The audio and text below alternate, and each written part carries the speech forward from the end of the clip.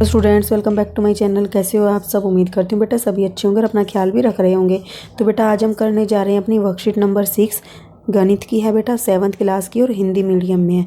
Okay, आपकी 2 subject की worksheet आती है बेटा, एक हिंदी की है जो कि अपलोड हो चुकी है और ये आपकी हिंदी लैंग्वेज में मैथ की है। ठीक है, 13 अक्टूबर की है, जिसमें आज हमारा नया चैप्टर स्टार्ट हुआ है बेटा, रेखाएं तथा कोण। तो आज हम इसके बारे में जानेंगे। चलिए स्टार्ट करते हैं। बहुत ही इंटरेस्टिंग टॉपिक होते हैं बेटा, ये आपको समझने की देर है, वरना इससे ईजी टॉपिक कोई है ही नहीं मैथ में।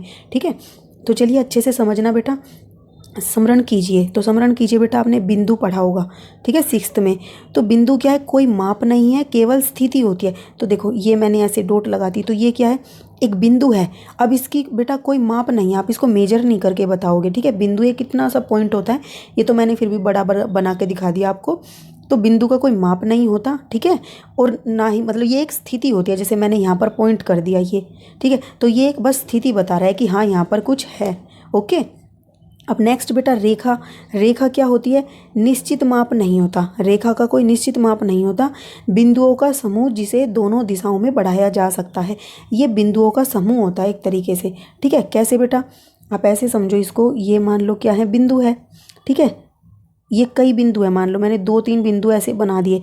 अब मैं इसको इधर भी बढ़ा दूँ और इधर भी कितना बढ़ा दूँ, कोई अनगिनत, कोई इसकी सीमा नहीं है, कितना भी बढ़ा सकते हैं हम, जितना भी चाहें। ठीक है, तो ये होती है रेखा जिसकी कोई सीमा नहीं होती, और अगर इसकी कोई सीमा नहीं है तो हम इसको माप भी नहीं सकते। ठीक है, ये बहुत बड़ी होती है। तो 2 बड़े अक्षरों या छोटे अक्षर से इसको दिखाया जाता है। तो बेटा इसको डिनोट कैसे करते हैं? ये या तो ये 2 बड़े अक्षर खींचो और इसके ऊपर इस तरीके से बना दो, यानी कि इस दिशा में बढ़ाई जा सकती है और इस दिशा में भी बढ़ाई जा सकती है। ठीक है, या फिर इसको छोटे अक्षर, ठीक है, ऐसे मतलब मान लो एक सिंगल अक्षर से दिखा दिया, एम बना दिया, या तुम ए बनाना चाहते हो ए बना दो और दोनों साइड इसके इस तरीके से लगा दो एरो। तो ये होती है रेखा। ठीक है, आपको यहाँ पर बनाकर भी दिखाइए बेटा। 2 बिंदु हैं, दोनों बिंदुओं से इसको बढ़ाया जा सकता है। ठीक है, एक बिंदु को एक्स बोल दिया, एक को वाई बोल दिया, और छोटे अक्षर में इस तरीके से एम बोल दिया इसको, पूरी रेखा को। ठीक है, फिर आती है बात है बेटा रेखाखंड की।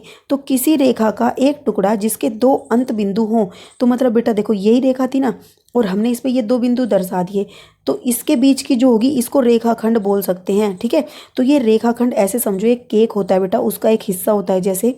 ठीक है, वो भी तो केक ही होता है ना, तो ये एक उसका टुकड़ा होता है। रेखा का टुकड़ा जो है वो क्या कहलाता है? रेखाखंड। खंड माने टुकड़ा होता है, तो रेखा का टुकड़ा रेखाखंड हो गया। ठीक है, तो रेखाखंड को अंग्रेजी में बड़े अक्षरों द्वारा दर्शाया जाता है। तो अंग्रेजी में बेटा इसको बड़े अक्षरों द्वारा दर्शाया जाता है, और इसको किस तरीके से? ए बी ऐसे लिख दिया, और इसके ऊपर कोई एरो नहीं लगते इस तरीके से। ठीक है, क्यों? क्योंकि ये 2 बिंदु होते हैं इसके अंत, इसको आगे नहीं बढ़ा सकते हम। ठीक है, तो इस पर हम एरो नहीं दिखाते। ठीक है, जैसे आपको यहाँ पर दिखाया गया है, 2 बिंदु हैं। ठीक है, उन बिंदुओं को क्या बोला गया? ए और बी, बड़े अक्षरों से इसको दिखाते हैं। ठीक है, आपको इनका पता होना चाहिए। ठीक है, फिर किरण क्या होती है बेटा? किरण रेखा का एक हिस्सा होती है। देखो ये भी एक रेखा का ही हिस्सा होती है। अब इसमें क्या डिफरेंस है? जिसका एक अंत बिंदु यानी कि नामतः प्रारंभिक बिंदु होता है, और अन्य बिंदु को अपरिमित रूप से बढ़ाते हैं। मतलब कि देखो जैसे ये रेखा है, तो ये मान लो ये रेखा है, ये तो रेखा हुई, लेकिन अगर हम इस रेखा को इस तरीके से बनाएं कि इसका एक बिंदु हो और एक साइड हम इसको कितना भी बढ़ा सकते हैं, तो ये हमारी क्या बन जाती है बेटा? किरण। किरण क्या करती है? एक दिशा में जाती है, वो दूसरी दिशा नहीं बदलती। ठीक है, तो सीधी होती है बिल्कुल। ये हो गई किरण, जिसका एक छोर होता है, अंत बिंदु होता है एक साइड पर, और एक साइड पर हम इसको कितना भी बढ़ा सकते हैं। तो जो अंत बिंदु होता है बेटा, हमने उसको क्या मान लिया? ओ, और यहाँ पर हमने एक बिंदु मान लिया है ऐसे ही बताने के लिए। ठीक है, वरना इसका कोई अंत बिंदु नहीं होता, पी मान लिया हमने, मान लो इस पर। तो हम इसको क्या कहेंगे? ये ओपी है, और इसके ऊपर क्या करेंगे? एरो से दिखा देंगे इसको। ठीक है, कैसे? ये ओपी से दिखा दिया। चाहे तो आप इसके ऊपर इस तरीके से एरो लगा दोगे कि एक साइड तो इसका अंत बिंदु है, दूसरी साइड हम इसको कितना भी बढ़ा सकते हैं। ठीक है, ऐसे भी लिखते हैं हिंदी में। तो किरण को ओपी संकेत से दिखाया जाता है, जैसे आपको यहाँ पर दिखाया गया है बेटा। ठीक है, ये याद रखना, ये रेखाखंड है, ये किरण है, और ये रेखा है, और ये बिंदु है। ओके, अब बेटा एक बिंदु से कितनी किरणें गुजर सकती हैं? एक बिंदु से कितनी गुजर सकती हैं बेटा? देखो ये बिंदु है, तो इससे ये रेखा भी गुजर सकती है, ये रेखा भी गुजर सकती है, यहाँ भी गुजर सकती है, ये भी गुजर सकती है, ऐसे भी। तो मतलब बेटा कोई संख्या नहीं है, ये भी अनगिनत, इस बिंदु से अनगिनत रेखाएं गुजर सकती हैं। देखो किरण, मतलब कि किरण क्या होती है? एक अंत बिंदु होता है और दूसरी साइड उसकी अनंत होती है। तो देखो इसका भी एक बिंदु है, एक अनंत है, एक बिंदु है, एक अनंत है, हर एक का ऐसा ही है। तो कितनी भी गुजर सकती हैं, आप लिख सकते हो कि अनंत किरणें गुजर सकती हैं। क्या लिखोगे, एक बिंदु से अनंत किरणें, यहाँ लिखोगे अनंत किरणें गुजर सकती हैं। ठीक है, ये क्वेश्चन मार्क हटा दोगे। और मैं दोबारा रिपीट करती हूँ, एक बिंदु से अनगिनत किरणें गुजर सकती हैं। ओके, अब नेक्स्ट क्या है बेटा, कोण। तो कोण क्या होता है, तो बेटा कोण जो होता है, एक कोण दो किरणों, ठीक है, दो किरणों, यानी या तो तुम चाहे दो किरणें बोल लो, चाहे रेखा बोल लो, चाहे रेखाखंड बोल लो, क्योंकि ये सब रेखा का ही हिस्सा है। तो एक कोण दो किरणों या फिर दो रेखाओं या फिर दो रेखाखंडों के मिलने से बनता है। ठीक है, उभयनिष्ठ बिंदु शीर्ष बिंदु कहलाता है। अब उभयनिष्ठ बिंदु क्या कहलाता है बेटा, शीर्ष बिंदु कहलाता है। कोणों की डिग्री को और कोणों को डिग्री में मापा जाता है। अब ये उभयनिष्ठ बिंदु शीर्ष बिंदु कहलाता मतलब क्या है, देखो ये हमने दो किरण ली जिनका ये क्या है, एक अंत बिंदु है। ठीक है, इस अंत बिंदु और यहाँ पर ये क्या है बेटा, इसका एक अनंत बिंदु है उस किरण का। इसको हमने P मान लिया, इसको हमने Q मान लिया और इसको हमने O मान लिया। तो बेटा ये जो है इसका शीर्ष बिंदु कहलाता है। और उभयनिष्ठ बिंदु क्यों है ये, क्योंकि ये इस रेखा के अंदर भी और इस रेखा, जब एक चीज़ दो के लिए इस्तेमाल होती है या दो तरीके से कार्य करती है तो उसको उभय बोला जाता है। ठीक है, उभय का मतलब दोनों होता है। तो उभयनिष्ठ मतलब, तो ये उभयनिष्ठ कौन सा हो जाएगा बेटा, शीर्ष बिंदु। ये इस कोण का शीर्ष बिंदु है। ठीक है, और यही क्या है, उभयनिष्ठ बिंदु भी है, याद रखना। उभयनिष्ठ बिंदु भी बोलते हैं इसको और शीर्ष बिंदु भी बोलते हैं। ठीक है, और ये उभयनिष्ठ बिंदु इस रेखा के और इस रेखा के साथ मिलकर एक कोण बनाता है। जो इन दोनों के, दोनों रेखाओं के एक बिंदु पर मिलने से जो कोण बनता है वो होता है कोण। ठीक है, जो एक कोना बनता है उसको कोण बोलते हैं। अब इसको दर्शाते कैसे हैं, तो इसको बेटा इस तरीके से, ऐसे तुम एक एंगल बना दोगे कोण और उसमें ऐसे करके, ठीक है, ऐसे एंगल बना के ओ लिख दोगे। अगर आपने यहाँ ओ लिखा है, अगर आप यहाँ पर ए लिख रहे हो तो आप इसको फिर ऐसे एंगल बना के ए लिखोगे। अगर आप यहाँ पर क्या कर रहे हो, दो रेखाएं बनाई आपने इस तरीके से और यहाँ पर आपने पी लिख दिया, तो आप इसको संकेत कैसे करोगे, एंगल बना के इस तरीके का कोण और पी लिख दोगे बीच में। इसका मतलब हम समझ जाएंगे कि ये जो कोण बना है वो पी बिंदु पर बना है। ठीक है, और बेटा इसको और दूसरे तरीके से कैसे दर्शा सकते हैं, इस तरीके से, इस तरीके से, मतलब POQ। ठीक है, हम ऐसे भी लिख सकते हैं, ये लिखा POQ, मतलब कि हमें P से चलना है, Q पर जाते हुए, O पर जाते हुए Q तक आ जाना है, या फिर ऐसा करो Q से चलते हुए O पे जाते हुए P तक पहुंचना है। तो इसको क्या लिख देंगे, QOP। कैसे ही लिखो, मतलब O बिंदु हमारा बीच में आएगा, क्योंकि क्या है, O बीच में है, तो दोनों में ही हमारा O बीच में आएगा। ठीक है, तो इस तरीके से भी दर्शाते हैं। फिर बेटा क्या एक सरल रेखा कोण हो सकती है, तो क्या एक सरल रेखा बेटा ये है, क्या यह कोण हो सकती है, तो नहीं, यह कोण नहीं हो सकती। हमने पढ़ा एक कोण दो किरणों, रेखाओं या रेखाखंडों के मिलाने से बनता है। तो आप क्या लिखोगे कि एक कोण को बनाने के लिए हमें कम से कम दो रेखाएं चाहिए। ठीक है, तो क्या होगा, एक सरल रेखा कोण नहीं हो सकती, ये लिख दोगे, एक सरल रेखा कोण नहीं हो सकती। ओके, अब बेटा देखो पूरक कोण क्या होते हैं और संपूरक। तो पूरक जब दो कोणों के मापों का योग 90 डिग्री हो। ठीक है, डिग्री में मापा जाता है, जैसे आपका बुखार होता है बेटा इतने डिग्री, इतने तापमान होता है, इतने डिग्री हो गया, इतने डिग्री। ठीक है, आगे बड़ी क्लासेस में पढ़ोगे इसको डिग्री क्या होती है। तो देखो पूरक कोण क्या होता है, जैसे मान लो ये दो रेखाएं हमने खींच ली, ठीक है, किरण खींच ली हमने, ठीक है, ये इनका O बिंदु है। अब इन दो यहाँ पर एक और रेखा खींच ली जो दो बना रही है। ठीक है, दो कोण बन गए। अब ये दो कोण ऐसे हैं, इन दोनों का योग करोगे तो बेटा वो 90 के बराबर आएगा। ठीक है, और 90 के बराबर कब आता है, जब एक रेखा दूसरी रेखा पर बिल्कुल लंबवत होती है। ठीक है, बिल्कुल सीधी होती है ये, एक इस दिशा में और एक इस दिशा में, और ये जो होता है टोटल 90 डिग्री आता है। तो इसमें ये जो हो गई, ये दोनों कोण मिलकर क्या देंगे, हमें 90 डिग्री देंगे। इसी को बोला जाता है पूरक कोण। तो जब दो कोणों के मापों का योग 90 हो तो वो क्या कहलाते हैं, पूरक कोण। संपूरक जब दो कोणों का मापों का योग 180 डिग्री हो, वो कैसे होगा बेटा, इस तरीके से रेखा खींचो, उसके बीच में ये रेखा कहीं पर भी खींच लो, आपकी मर्जी है, चाहे आप ऐसे खींच दो इस रेखा को, ऐसे खींच दो, या ऐसे कहीं भी खींच सकते हो। ठीक है, तो एक इस तरीके से हुई, दो रेखाएं एक बिंदु पर मिली हुई हैं, एक इस दिशा में है और एक इस दिशा में है, किरण बोलो रेखाएं बोलो कुछ भी। ठीक है, इस बिंदु से एक इस दिशा में और एक इस दिशा में है, और यहाँ पर एक और रेखा है, ठीक है, या किरण है। तो क्या कर रही है बेटा, ये जो कोण बना और ये कोण बना, इन दोनों का योग करोगे तो बेटा 180 आएगा। ठीक ठीक है। तो ये जो कोण हो गए ये हो गए संपूरक, ठीक है, एक दूसरे को पूरा करने वाले हो गए, संपूरक कोण कहलाएंगे। तो दो कोणों के मापों का योग अगर 180 आता है, मान लो ये 60 है और ये कितना है, सॉरी ये कितना है बेटा 120, ठीक है, क्योंकि ये ज़्यादा है और ये कम है तो ये 60 है मान लो। इन दोनों को जोड़ोगे तो कितना आएगा 180, ठीक है। धीरे धीरे प्रैक्टिस करोगे तो समझ आ जाएगा। तो आप ये याद कर लो कि दो कोणों को मिलाने से जो योग बनता है अगर वो 180 आता है तो वो संपूरक कोण होंगे दोनों, ठीक है। अब नेक्स्ट बेटा आसन कोण क्या होते हैं, ऐसे कोण जो एक दूसरे से सटे हों, कि ठीक है, जो क्या होते हैं एक दूसरे से सटे होते हैं। सटे मतलब जैसे कि अब तुम सट के बैठ जाओ, दो फ्रेंड्स हैं, एक इस सीट पर बैठ गया और वो दूसरा भी इसी सीट पर सट के बैठ गया उससे, ठीक है। ऐसा नहीं है कि एक यहाँ पर बैठा और एक छोड़ के एक यहाँ बैठा, नहीं, वो भी इससे सट कर यहीं बैठ गया। तो ऐसे कोण जैसे ये दो रेखाएं थी और इस तरीके से बने, तो ये देखो सट के बैठ गए। सट के कैसे पता चला, इनके बीच में एक ऐसी रेखा है जो दोनों ही इस्तेमाल कर रहे हैं, ठीक है। तो ये वाला कोण भी, इसमें भी ये रेखा आती है, इस वाले कोण में भी ये रेखा आती है बीच वाली, ठीक है। तो ये होते हैं आसन कोण, ऐसे कोण जो एक दूसरे से सटे हों। आसन कोणों में उभयनिष्ठ शीर्ष और उभयनिष्ठ भुजा होती है।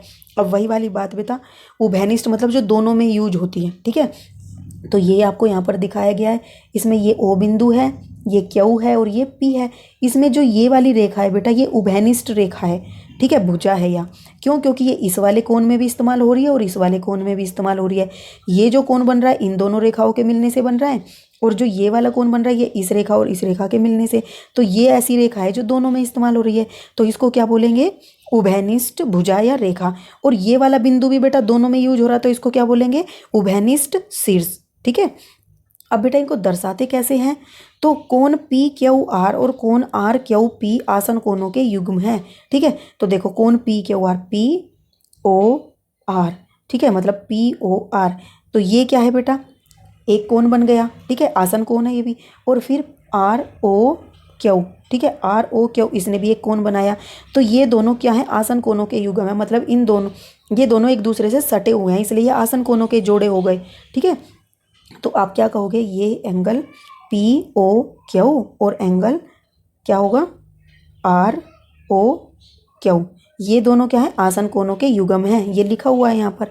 और उभयनिष्ठ भुजा को कैसे दिखाओगे बेटा, देखो उभयनिष्ठ भुजा कौन सी थी हमारी, ये वाली, जिसका एक क्या था, ऐसे थी, अनंत बिंदु था, एक ये बिंदु था। तो ये क्या हो गई, इसको कैसे दर्शाएंगे, यहाँ पर ओ है यहाँ आर है, तो इसको ओ आर और इसके ऊपर एरो लगा दोगे, ये हमारी क्या है, उभयनिष्ठ भुजा।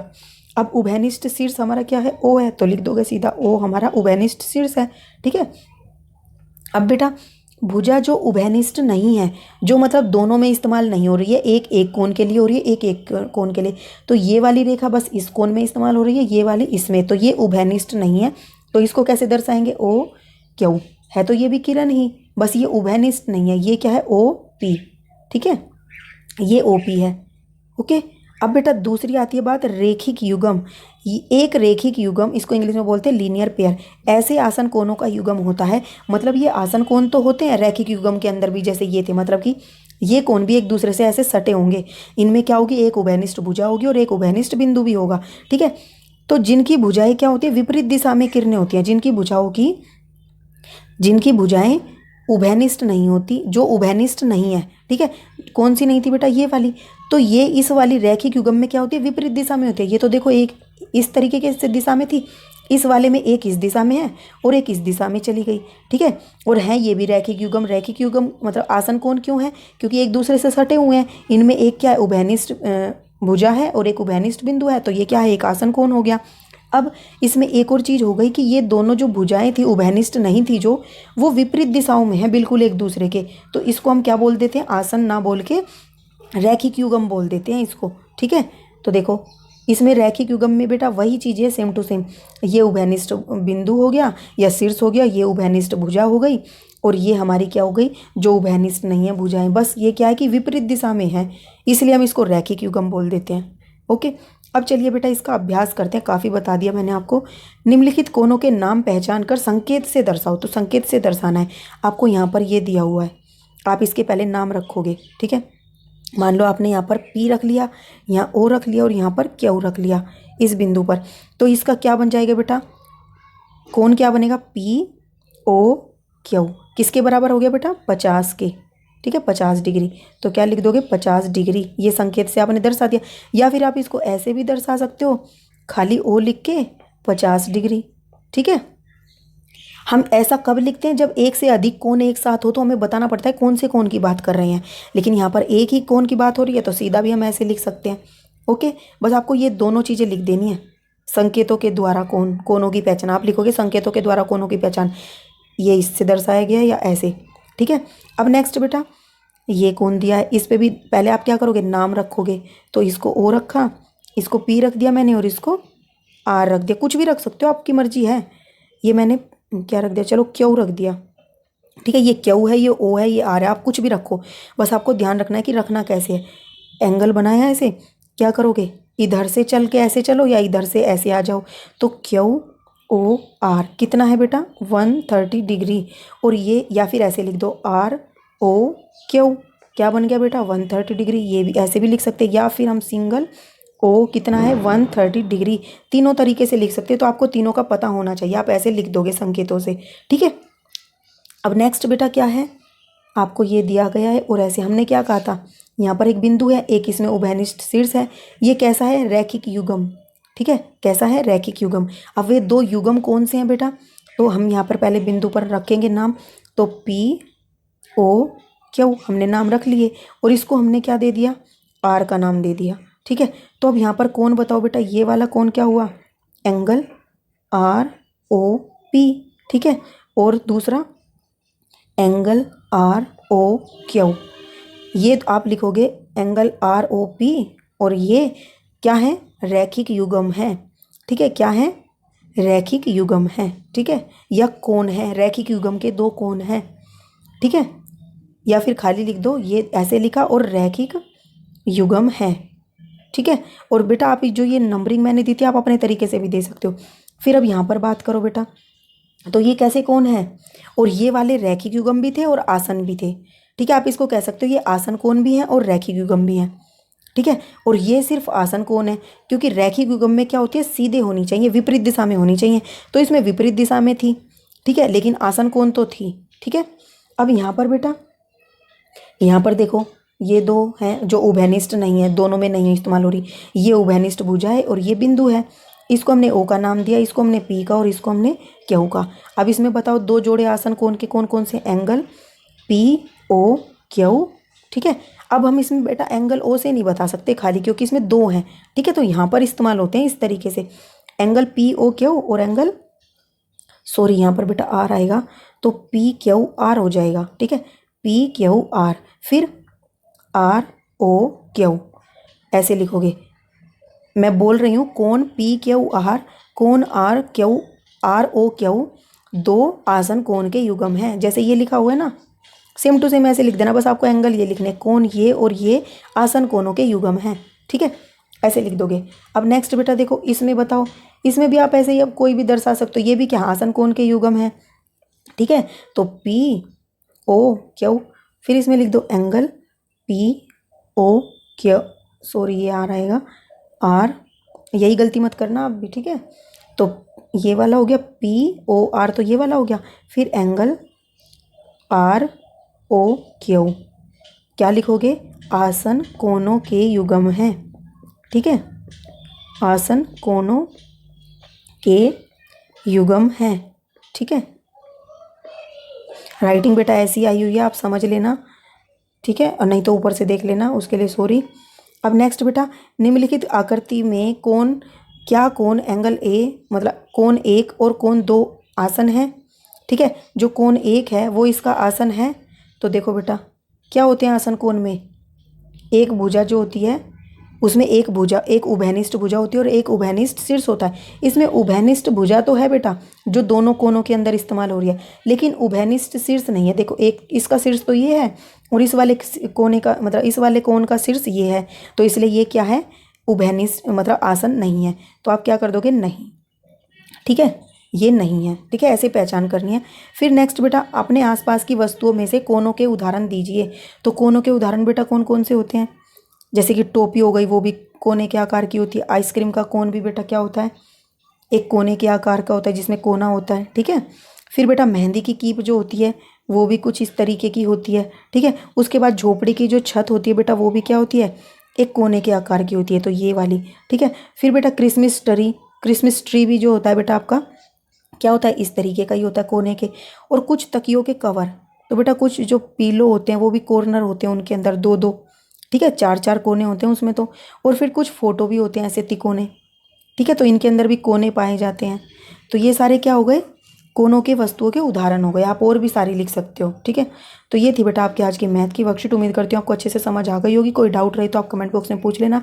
इस वीडियो में इतना ही बेटा। अपना नेक्स्ट टॉपिक हम अपनी नेक्स्ट वीडियो में करेंगे। तब तक के लिए ऐसे ही हंसते रहिए, मुस्कुराते रहिए, पढ़ते रहिए और आगे बढ़ते रहिए। Thank you.